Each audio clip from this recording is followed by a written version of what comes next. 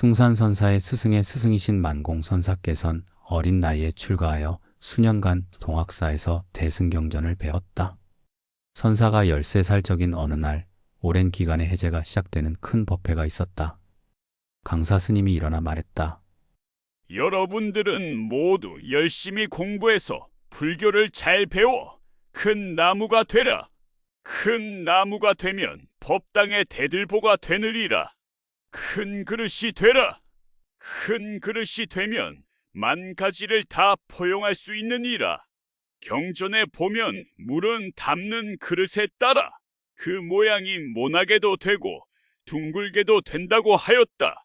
마찬가지로 사람도 사귀는 친구에 따라 훌륭해지기도 하고 나빠지기도 한다고 하였다.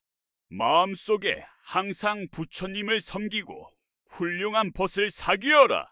그러면 여러분들은 큰 나무가 되어서 불법을 가득 담을 것이다. 이것이 내가 여러분에게 진심으로 바라는 바다. 그 뒤를 이어서 우연히 그때 그곳을 방문했던 경허선사가 설법하였다. 경허선사는 국내에서 가장 훌륭한 선사로 알려졌는데 누더기를 입고 머리를 덥수룩하게 기르고 초라한 수염을 기른 모습이 머리를 깨끗하게 삭발한 다른 스님들에 비해 이상하게 보였다. 경허선사는 이렇게 말했다. 여러분들은 모두 출가한 승려입니다. 중이란 사사로운 정에 끌리지 말고 모든 중생을 구제하는 삶을 살아야 합니다. 커다란 나무로 자라고 큰 그릇이 되기를 원하다 보면 참다운 스승이 될 수가 없습니다. 큰 나무는 크게 쓰일 때가 있고 작은 나무는 작게 쓰일 때가 있는 것입니다. 아무것도 버릴 것은 없습니다. 훌륭한 친구도 나쁜 친구도 다 사귀시오. 아무것도 거절하면 안 됩니다. 이것이 참다운 불교입니다. 내가 여러분에게 바라는 것은 모든 관념적인 생각들에서 여러분 자신들을 해탈시키는 것입니다. 이 말에 모든 사람들이 깊은 감명을 받았다. 선사가 법당을 나설 때 어린 만공이 뒤를 쫓아가 옷자락을 잡아 당겼다. 경허선사가 뒤를 돌아다보고 말했다. 왜 그러느냐? 만공이 말했다. 저를 제자로 삼아 주십시오. 저를 데리고 가주셔요. 경허선사는 소리를 쳐서 쫓으려 하였지만 소녀는 떠나지 않았다. 그래서 경허선사는 엄격하게 말했다. 내까지 조그만 것이 무슨 불법을 배운단 말이야? 만공이 대답했다. 사람이야 작고 클 수 있지만 불법에도 어리고 늙음이 따로 있습니까? 경허선사가 말했다. 그놈 부처를 잡아먹을 놈이구나. 날 따라오너라. 경허선사는 만공을 천장사로 데리고 가서 거기에 머물게 하였다. 만공은 5년 동안 열심히 공부하였다. 18살이 된 만공은 어느 날 이런 공안을 들었다. 만법 귀일인데 일귀하처인가? 순간 그는 커다란 의심에 빠져버렸다. 그는 그때부터 먹지도 자지도 못하고 그 질문만을 생각했다.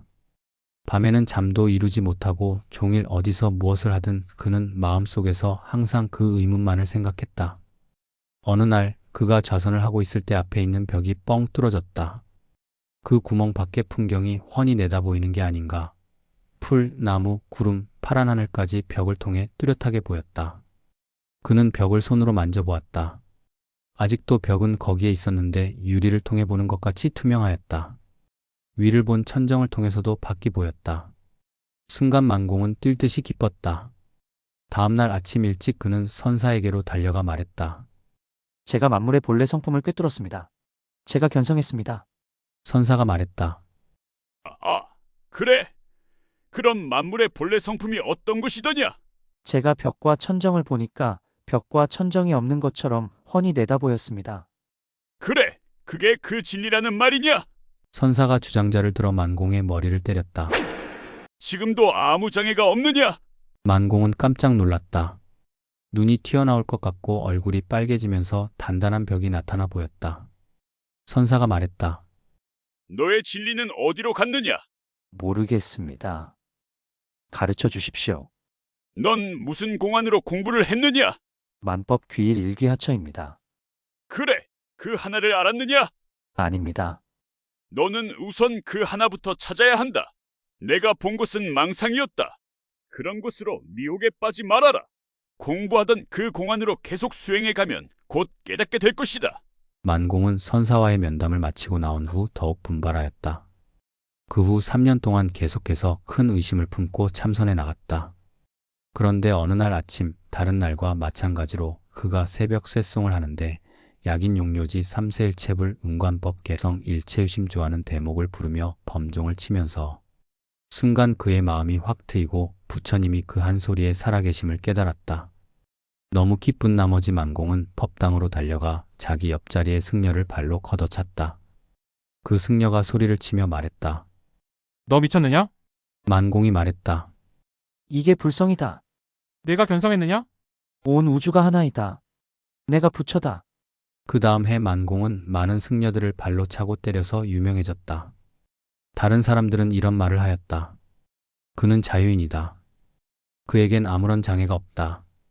그 후 1년 뒤인 어느 날 경허선사가 참석하는 중요한 행사가 열렸다. 만공은 방으로 들어가면서 이런 생각을 했다. 이 선사나 나나 똑같다. 둘이 다 견성했으니 그도 부처고 나도 부처이다. 그렇지만 그는 나의 첫 번째 스승이셨으니 다른 중들이 하듯이 똑같이 절은 해야겠다. 만공이 절을 하자 경허선사가 말씀하셨다. 이리 오너라. 참으로 오랜만이구나. 나는 네가 견성했다고 들었는데 그것이 사실이냐? 만공이 대답했다. 네, 사실입니다. 훌륭하구나. 그럼 내가 한 가지 묻겠다. 경허선사는 부채와 토시를 꺼내어서 만공 앞에 놓으며 말했다. 이 둘은 같으냐 다르냐? 만공이 대답했다. 부채가 토시이고 토시가 부채입니다. 자비심에 넘쳐 경허선사는 만공이 틀린 것을 가르쳐 주기 위해서 몇 시간을 애썼으나 만공은 들으려 하지 않았다. 마침내 경허선사가 말했다. 내가 한 가지 더 묻겠다. 시달림에 보면 이런 어구가 있다. 눈이 있는 돌사람이 눈물을 흘린다. 이게 무슨 뜻이냐? 만공은 아찔하였다. 그는 아무 할 말이 없었다. 갑자기 경허선사가 소리쳤다. 네가 이것을 모르는데 어찌 부채와 토시가 같다느냐? 이 소리에 만공은 절망해서 절을 올리고 말했다. 용서해 주십시오. 네가 틀린 것을 깨달았느냐? 네, 스승님 어찌해야 할까요? 옛날 어떤 제자가 조주선사에게 개에게도 불성이 있습니까? 라는 물음에 조주선사는 무 라고 하였느니라. 이게 무슨 뜻이냐? 모르겠습니다. 경허선사가 말했다. 항상 그 모르는 마음을 지니면 너는 곧 견성할 것이다. 만공은 이 말이 얼마나 위대한 가르침인가를 깨달았다. 그 후 그는 3년 동안을 열심히 수행하면서 항상 모르는 마음을 지녔다. 어느 날 그는 범종치는 소리를 듣고 조주선사의 답을 이해했다. 그는 경허선사를 찾아가 절을 올리고 답했다. 저는 이제 보살의 얼굴이 왜 멀어졌는지를 알게 되었습니다. 왜냐하면 꿀은 달고 김치는 맵기 때문입니다. 영상 시청해주셔서 감사합니다. 영상 제작하여 들어보니 만공선사가 승려일 때 행동이 굉장히 귀엽대요. 눈이 있는 돌사람이 눈물을 흘린다. 라는 이 이상한 문구는 선에서는 격외돌이라 합니다. 사전적 격외돌이란 언어, 이론, 분별의 틀을 완전히 벗어난 자리로 이해나 설명으로는 닿을 수 없는 진리를 뜻합니다. 쉽게 말해 생각 이전 자리라 합니다. 만공선사가 승려일 때 견성했다는 것을 스스로 아는 상태가 270도 경계인데 경허 선사께서는 깨달았다는 마음조차 집착되지 않도록 격외도리의 문구를 써서 만공 스님을 360도 경계로 드러나게 인도하신 것 같습니다.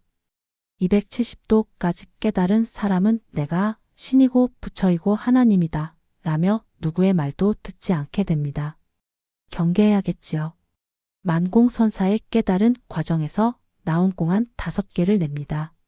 자신을 어떤 대상으로부터 내려놓고 싶고 마음 수양을 하고 싶은 보살님과 부처님은 아래 공안을 풀어 보시길 바랍니다. 사람마다 집중되는 공안이 각자 다르기에 다 풀기보다는 한 가지 공안만 선택하여 길게 모르는 마음으로 끌고 가는 것이 더 크게 깨닫습니다. 첫 번째 공안은 부처님께서는 만물이 불성이 있다고 하셨는데 어떤 승려가 조주선사를 찾아와 개에게도 불성이 있습니까? 하니 조주 선사는 무 라고 대답했습니다. 이것이 무슨 뜻인가요? 두 번째 공안은 눈이 있는 돌사람이 눈물을 흘린다. 이 뜻은 무엇입니까? 셋 번째 공안은 부채와 토시가 같은가? 다른가? 네 번째 공안은 망공이 저는 이제 보살의 얼굴이 왜 멀어졌는지 알게 되었습니다. 왜냐하면 꿀은 달고 김치는 맵기 때문입니다. 이 뜻은 무엇입니까? 다섯 번째 공안은 만법규일 일귀하처의 뜻은 무엇인가요?